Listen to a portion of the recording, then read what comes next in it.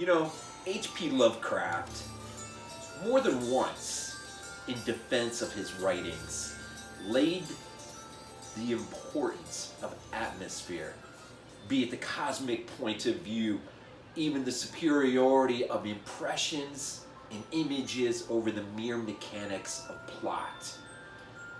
Lucio Fulci, who built much of his work, or at least his supernatural work, upon the shoulders of Lovecraft, said of his films, they are images which must be received without any reflection.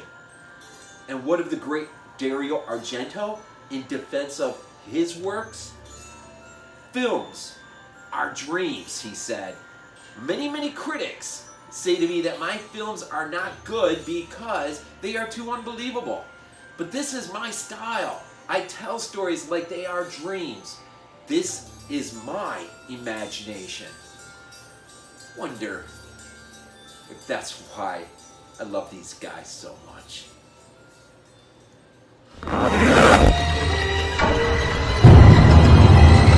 BodyBags, where horror lies. Hey guys, Rob from Georgia here with you. I'm your Wednesday night host here at BodyBags. It is week 357 and July is nearly upon us. Man, what's up guys? Man, this week I'm going to go back to 1977. Of course, Italian horror and some of its better moments. Of course, compliments of Dario Argento, right? And Suspiria. What a freaking film. The reason I wanted to talk about this for a few minutes though is I just recently upgraded to 4K. And so this was one of a couple films. Jaws and the original Halloween. I had Alien Covenant by accident sort of for a while in my collection. And we've had Wonder Woman in our collection for a few years now that we got Christmas markdown. But just a couple. This movie, man, you know, Jeremy Freeman talks a lot about 4K. He takes a lot of flack for it. But I decided, you know, to move up. But the only way I would move up is if I could get a player that was both region free and 4K. I found that player. I was able to take advantage. Got it. Got a couple movies. Had to get ones that I just wanted to really experience the full effect in this upgrade. Suspiria, man.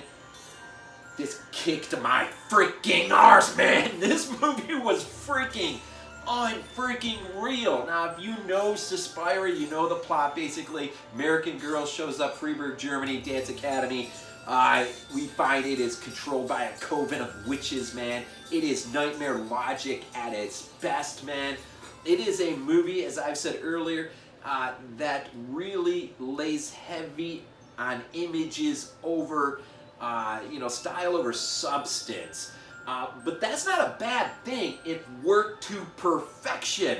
And where Fulci has done it, City of the Living Dead, even The Beyond, Argento has done it to perfection with Suspiria, maybe to some effect Inferno.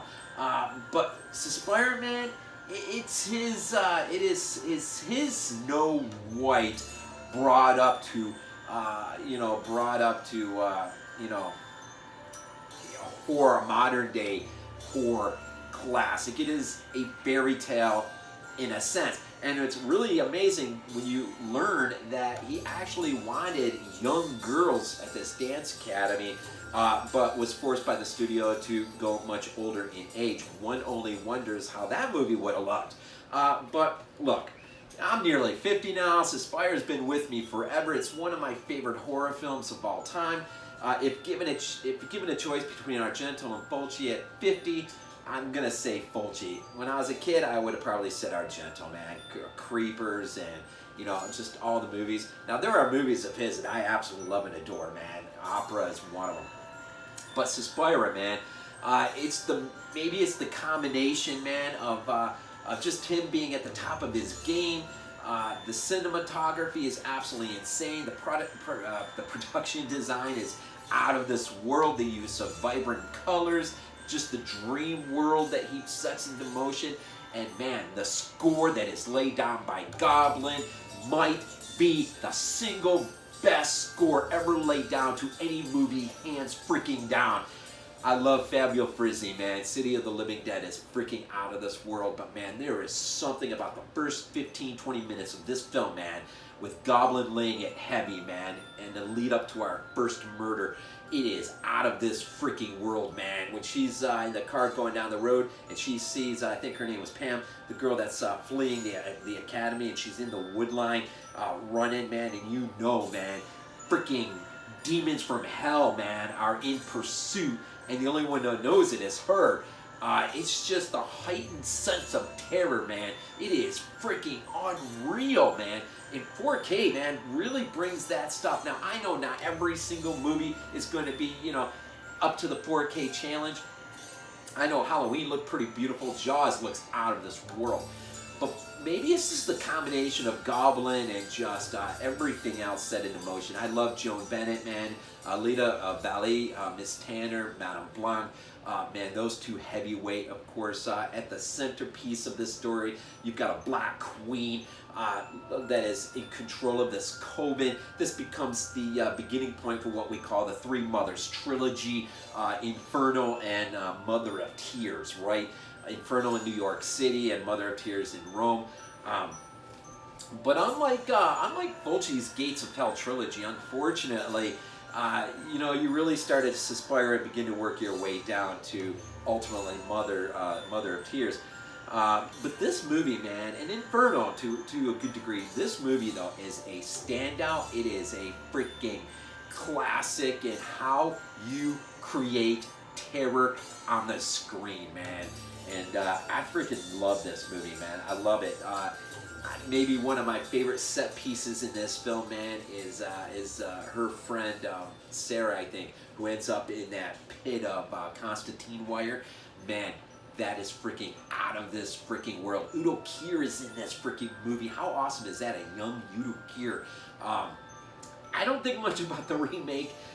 You know, maybe I ought to review that separately if it already hasn't been done.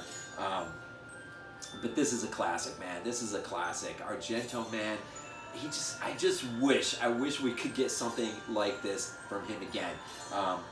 Doubt it, but my love, I mean, goes back to as a kid. I mean, renting this, I think I already said it, out of the video store, and just being mesmerized as a kid, laying on the floor, you know, on the carpet floor, watching this unfold in Letterboxd on my 25-inch console TV at the time as a kid, right? I'm dating myself a little bit. This movie has lasted with me all these years. And even though of late I put much more emphasis on Fulci, you know, 4K really brought this back to the forefront of my mind. I mean, just as a visual feast experience, man, and audibly to the ear. It has its moments. It's a bit unsettling, a bit terrifying. There are moments in City of the Living Dead that work a little bit more for me. But of course, you know, she will continue on. She will begin to pick up the pieces that others have left for her. She will start to put them in place and realize, man, that there is something really wrong with this school. And it will ultimately lead to just this absolutely insane ending, which is just really, really, really awesome.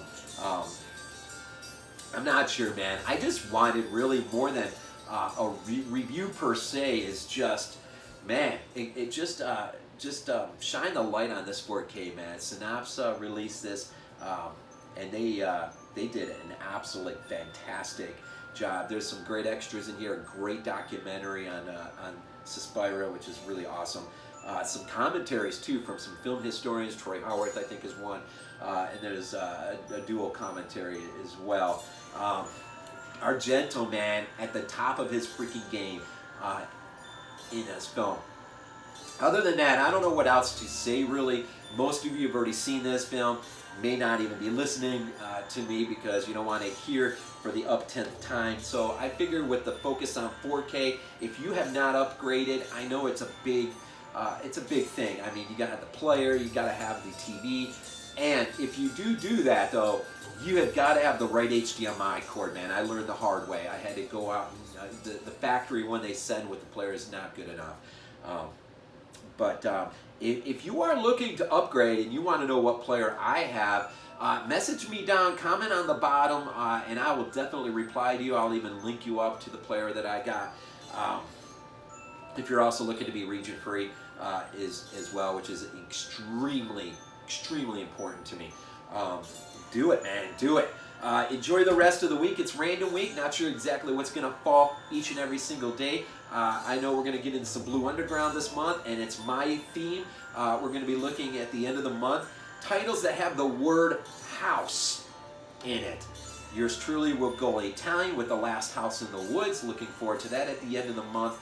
And Let Sleeping Corpses Lie, I believe, is my Blue Underground pick. Look forward to that next week.